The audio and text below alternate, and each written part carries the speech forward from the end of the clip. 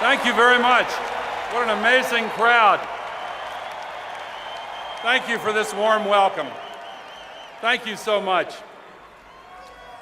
One of the greatest gifts of our democracy is the opportunity it offers us every 4 years to change course.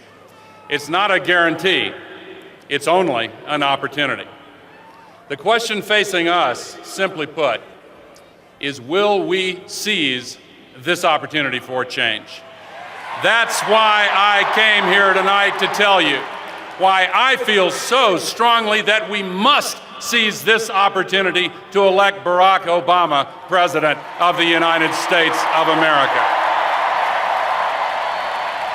8 years ago, some said there was not much difference between the nominees of the two major parties, and it didn't really matter who became president.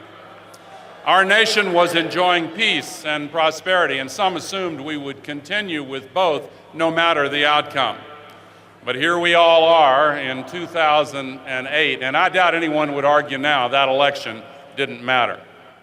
Take it from me, if it had ended differently, we would not be bogged down in Iraq. We would have pursued bin Laden until we captured him. We wouldn't be facing a self-inflicted economic crisis. We'd be fighting for middle-income families. We would not be showing contempt for the Constitution. We'd be protecting the rights of every American, regardless of race, religion, disability, gender, or sexual orientation. And we would not be denying the climate crisis. We'd be solving the climate crisis. Today, we face essentially the same choice we faced in 2000, though it may be even more obvious now, because John McCain, a man who has earned our respect on many levels, is now openly endorsing the policies of the BushCheney White House and promising to actually continue them. The same policies, those policies, all over again. Hey, I believe in recycling, but that's ridiculous.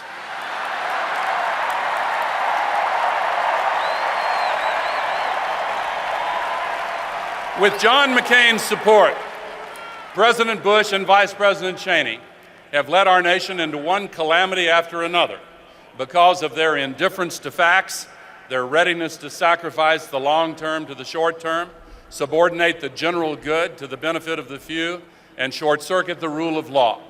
If you like the Bush-Cheney approach, John McCain's your man. If you believe it's time for a change, then vote for Barack Obama and Joe Biden. What a great speech Joe Biden gave last night. Barack Obama is telling us exactly what he will do. Launch a bold new economic plan to restore America's greatness. Fight for smarter government that trusts the market but protects us against its excesses. Enact policies that are pro-choice, pro-education, and pro-family. Establish a foreign policy that is smart as well as strong. Provide health care for all and solutions for the climate crisis. So, why is this election so close? Well, I know something about close elections, so let me offer you my opinion. I believe this election is close today mainly because the forces of the status quo are desperately afraid of the change Barack Obama represents. There is no better example than the climate crisis. As I have said throughout this land for many years, we're borrowing money from China to buy oil from the Persian Gulf to burn it in ways that destroy the future of human civilization. Every bit of that has to change. Oil company profits, as you know, have soared to record levels, and gasoline prices have gone through the roof, and we are more dependent than ever on dirty and dangerous fossil fuels. Many scientists predict shockingly that the entire North Polar ice cap may be completely gone during summer months during the first term of the next president. Sea levels are rising, fires are raging, storms are stronger. Military experts warn us our national security is threatened by massive waves of climate refugees, destabilizing countries around the world. And scientists tell us the very web of life is endangered by unprecedented extinctions. We are facing a planetary emergency, which, if not solved, would exceed anything we've ever experienced in the history of humankind. In spite of John McCain's past record of open-mindedness and leadership on the climate crisis, he has now apparently allowed his party to browbeat him into abandoning his support of mandatory caps on global warming pollution. And it just so happens that the climate crisis is intertwined with the other two great challenges facing our nation: reviving our economy and strengthening our national security. The solutions to all three require us to end our dependence on carbon-based fuels. Instead of letting lobbyists and polluters control our destiny, we need to invest in American innovation. Almost 100 years ago, Thomas Edison, our most famous inventor, said, quote, "I would put my money on the sun and solar energy." What a source of power, he continued. I hope we don't have to wait until oil and coal run out before we tackle that. Well, now, in 2008, we have everything we need to start using the sun, the wind, geothermal power, conservation, and efficiency to solve the climate crisis. Everything, that is, except a president in the White House who inspires us to believe, yes, we can. And we know how to fix that. So how did this no-brainer become a brain twister? Because the carbon fuels industry, big oil and coal, have a 50-year lease on the Republican Party, and they're drilling it for everything it's worth. And this same industry has spent $500 million this year alone trying to convince the public that they're actually solving the problem when they're in fact making it worse every single day. This administration and the special interests who control it lock, stock, and barrel after barrel have performed this same sleight of hand on issue after issue. Some of the best marketers have the worst products, and this is certainly true of today's Republican Party.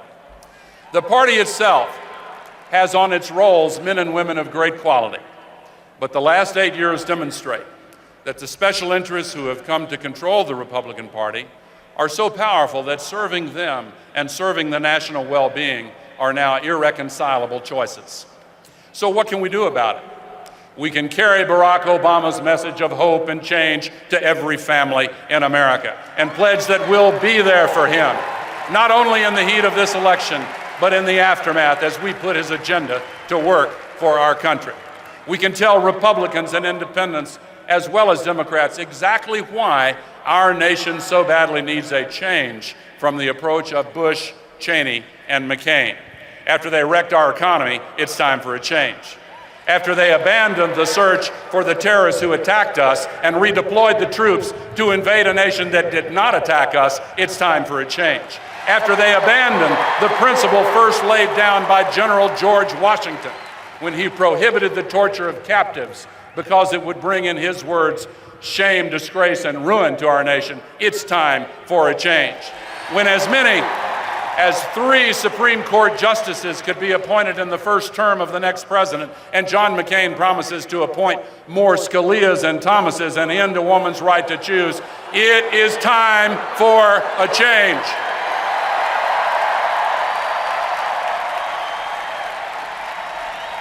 Many people have been waiting for some sign that our country is ready for such a change. How will we know when it's beginning to take hold? I think we might recognize it as a sign of such change if we saw millions of young people getting involved for the first time in the political process. This election is actually not close at all among younger voters.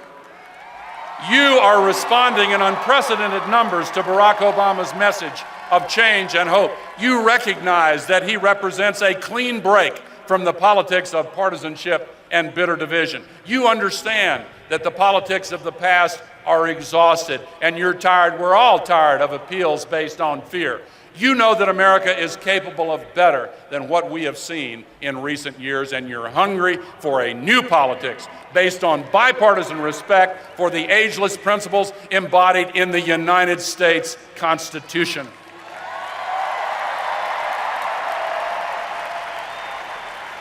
There are times in the history of our nation when our very way of life depends upon awakening to the challenge of a present danger, shaking off complacency, and rising clear-eyed and alert to the necessity of embracing change. A century and a half ago, when America faced our greatest trial, the end of one era gave way to the birth of another. The candidate who emerged victorious in that election is now regarded by most historians as our greatest president.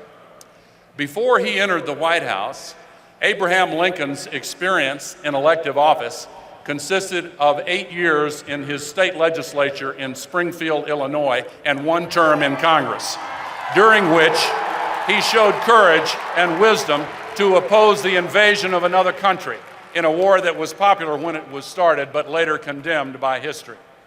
The experience that Lincoln's supporters valued most in that race was his powerful ability to inspire hope in the future at a time of impasse. He was known chiefly as a clear thinker and a great orator with a passion for justice and a determination to heal the deep divisions of our land.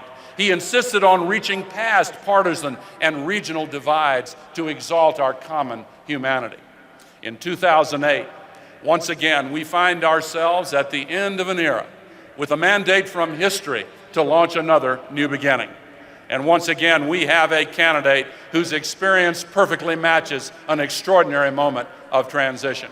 Barack Obama had the experience and wisdom to oppose a popular war based on faulty premises. His leadership experience has given him a unique capacity to inspire hope in the promise of the American dream of a boundless future.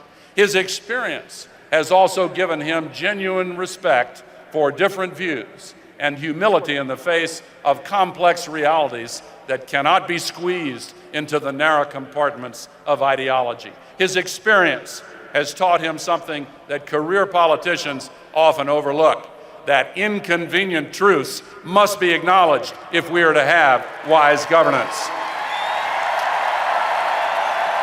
And the extraordinary strength of his personal character and that of his wonderful wife, Michelle, who gave such a magnificent address and will be such a wonderful First Lady for our country. Their strength of character is grounded in the strengths of the American community. Barack Obama's vision and his voice represent the best of America.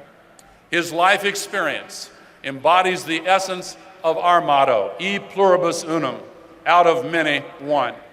That is the linking identity at the other end of all the hyphens that pervade our modern political culture. It is that common American identity which Barack Obama exemplifies heart and soul, that enables us as Americans to speak with moral authority to all of the peoples of the world, to inspire hope that we as human beings can transcend our limitations to redeem the promise of human freedom. Late this evening, our convention will end with a benediction. As we bow in reverence, remember the words of the old proverb, when you pray, move your feet. And then let us leave here tonight and take that message of hope from Denver to every corner of our land and do everything we can to serve our nation, our world, and our children and their future by electing Barack Obama, President of the United States of America.